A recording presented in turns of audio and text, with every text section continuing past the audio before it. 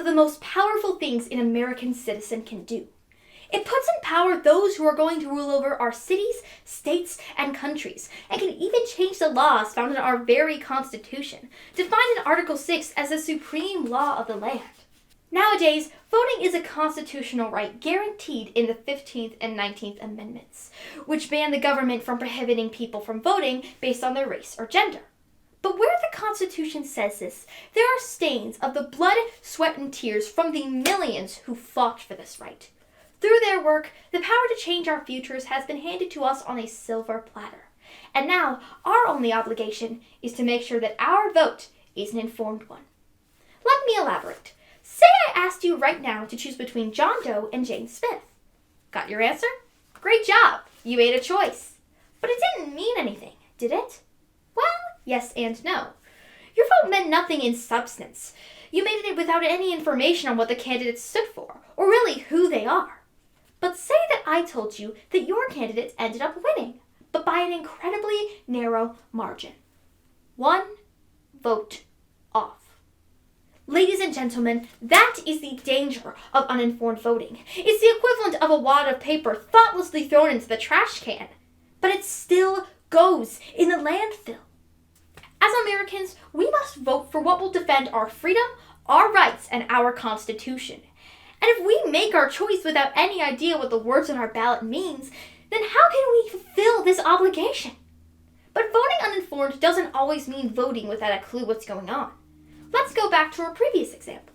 Say all I told you this time is that I don't like dough. Now it's not a hard choice, is it? But this still isn't informed voting. You made your choice entirely off of hearsay, not facts, and have no chance to make your own judgment. Informed voting is when voters vote based on their interpretation of the facts. Nowadays, however, the world is an incredibly busy place. Between housework, jobs, family business, and the like, most Americans only report having 4 hours and 26 minutes of free time per week. And you don't have to be anti-American to admit that you don't want to spend all this precious time researching various candidates. So how do Americans stay informed? Well, it's all about the screens. 57% of Americans watch their news on the television, while 38% scroll online. It is already a news outlet's job to inform, but now millions of votes are counting on them. How many people died for the 15th and 19th Amendments to be set in place? How many lives would be thrown to waste because of a news outlet's bias manipulating votes? And how large, therefore, is the obligation for news outlets to stay entirely impartial? And how do news outlets treat this obligation? Like they are using our very American flag to floss their teeth.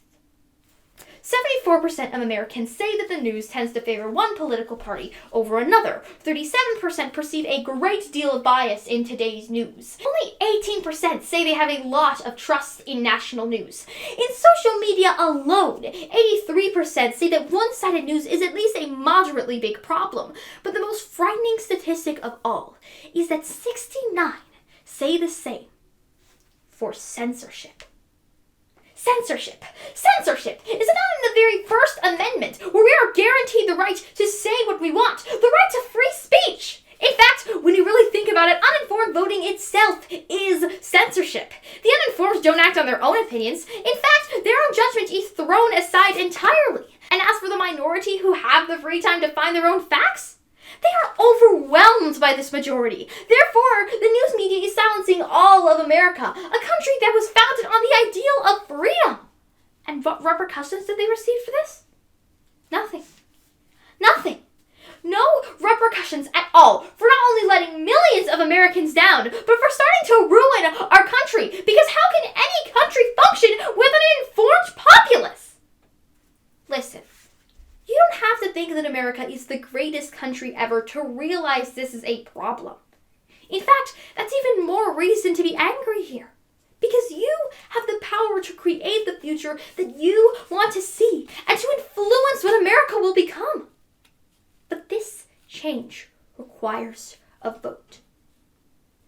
Susan B. Anthony knew it. Martin Luther King Jr. knew it.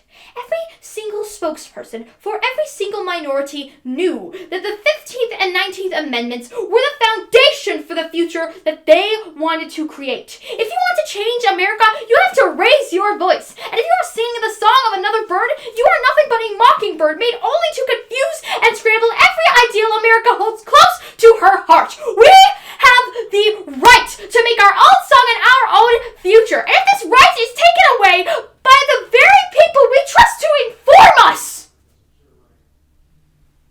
then are we not truly powerless?